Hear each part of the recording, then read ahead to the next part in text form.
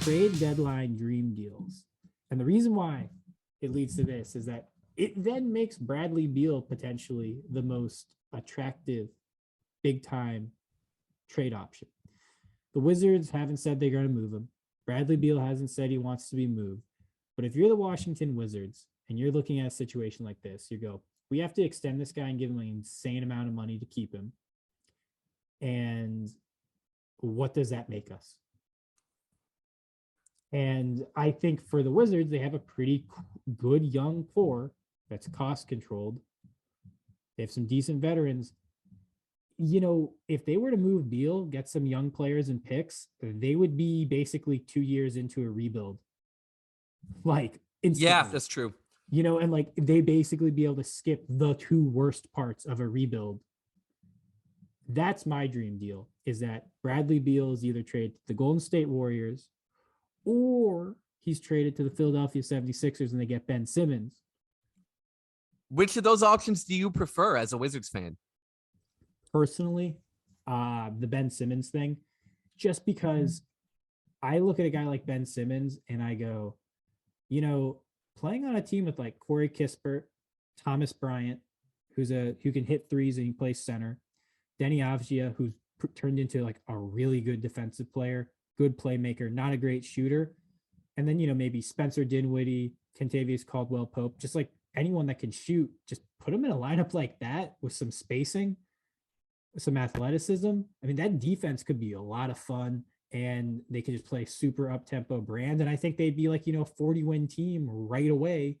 And then they have a bunch of good young players and they'd have some assets they could maybe like throw around and bring in someone that makes a bit more sense next to Simmons.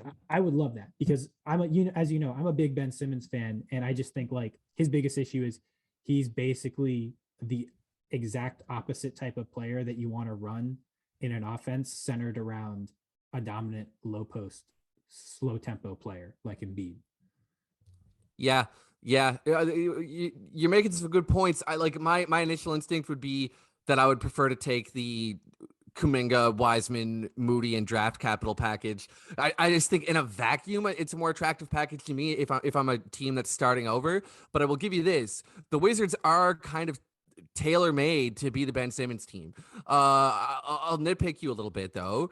I think that Spencer Dinwiddie is kind of a bad fit with Simmons. He is shooting 32% on three-pointers this year, and that is right in line with his career average. He's more of a ball handler, shot creator type than he is like a floor spacer. I would go ahead and trade Dinwiddie if I'm trading Beal for Simmons. Sure. Yeah. You could do that. Like I said, it's a nitpick, but yeah, it's like, to me, it's like, look, like Dinwiddie's definitely a movable guy. Like, fuck, you know who could really fucking use Spencer Dinwiddie? The Clippers. Yeah, hell yeah. He would be fucking man, great and Luke for the Kennard Clippers. would be a great fit alongside Simmons right? too. So like, yeah. you know, so that's, to me, it's like, you know, I looked at it more like, hey, like, yeah, is Dinwiddie the perfect fit next to Simmons? No, but like that lineup would probably win 40 games, right? Like you probably would be like what, like 5 or 6 games, maybe at most worse than you are this season. They have some interesting pieces. That's my dream. And honestly, you know, if they were trading the Golden State and get like, you know, Weissman, who I kind of am already out on. That could prove to be wrong, but I'm not. No, I am too. Well, I think Weissman could be a valuable, like he could be a rim protector that shoots threes. He could maybe be like a Miles Turner caliber player, but I'm out on him as far as like, I think he was overdrafted with the second overall pick. I don't think he's going to be like a superstar player, even probably an all-star player. But getting Kuminga would be great. Honestly, yes. If you get Kuminga and Weissman, you throw in one pick, I think that's a fair deal for Beal. I think Golden State would like that because they keep some assets if they need it. You know, that's my thing. What's your dream deal at the deadline? All right, so I'm going to give you my dream deal. Right now I'm just looking through my Twitter timeline to find it because I can't remember the exact specifics of it, but I'll give you my dream deal as a Rockets fan. So this was put together by Paulo Alves, who's like a pretty prominent guy on Rockets Twitter. I think he co-hosts Apollo Launchpad, so I'm hoping to guest with them sometime soon. So shout out to Apollo Launchpad and Paulo, who I think is a smart like Rockets fan. You know, does he even listen to our pod? Yeah, oh yeah, I promise you, he listens carefully to every episode and dissects everything that we had to say. Here's something he put together. That's my dream package. I don't think it's gonna happen though, Okay. right? But as a Rockets fan, I'll start with Sixers receive Eric Gordon, Tristan Thompson, and De'Aaron Fox, right? Kings receive Christian Wood, Ben Simmons, Armani Brooks, and picks. The Rockets 2022 Brooklyn pick, Philly's own 2024 and 2022 picks, right? So that's what the Kings are getting. Rockets receive Tobias Harris's awful contract and Tyrese Haliburton, baby. And I want him bad. I want him real bad, but I don't think it's gonna happen. I don't see the Kings parting with their 2 under 25 potential all-star guards. Yeah. So I also don't see the Sixers doing and this. I'm not sure if the Sixers want Fox. Yeah. Well, yeah, because like here's the thing. I think the average fan thinks De'Aaron Fox is an all-star. He's not. He's a good NBA player, but I'm not sold as him being the second best player on a championship team. Maybe like, he might not even be in the like third best player on a championship team range, if we're going to be completely honest. Depends on how his 3-point shooting is, right? He definitely could be, but he's not assuredly, no. Yeah. And so if you look at that trade, it's like, okay, so yeah, they don't really get off that much current salary. If you're the Sixers, you give up Simmons and Tobias Harris, who are both like, Harris is like a good NBA player, but just overpaid. So he's having a bad season. He's shooting like 29% from deep, and that's supposed to be his main skill. So yeah. But like, he probably will shoot better as the season goes on, right?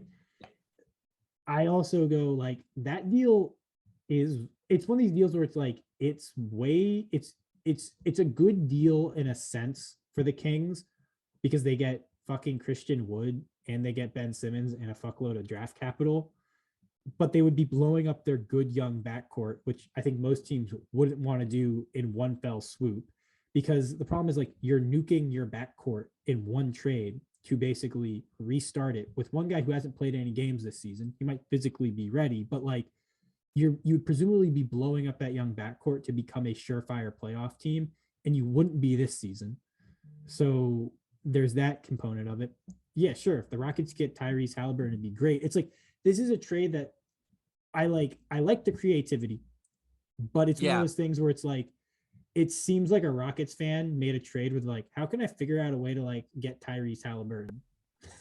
I pretty much agree. Yeah. Let me say 2 things in defense of the trade, though. Two arguments that I think are key. It's not bad. It's not bad in terms of overall talent and like value. It's not outlandish. It's not outlandish in that regard. It's just like, it would be an incredibly bizarre trade to be made in season. Yeah. Let me say this 2 things for it though. Okay. First of all, the Sixers do reduce their cap impact by 13 million, which is not nothing. And more importantly, De'Aaron Fox is an eminently more tradable contract than Tobias Harris, right? That's and true. At this point, probably Ben Simmons, just given the circumstances. No.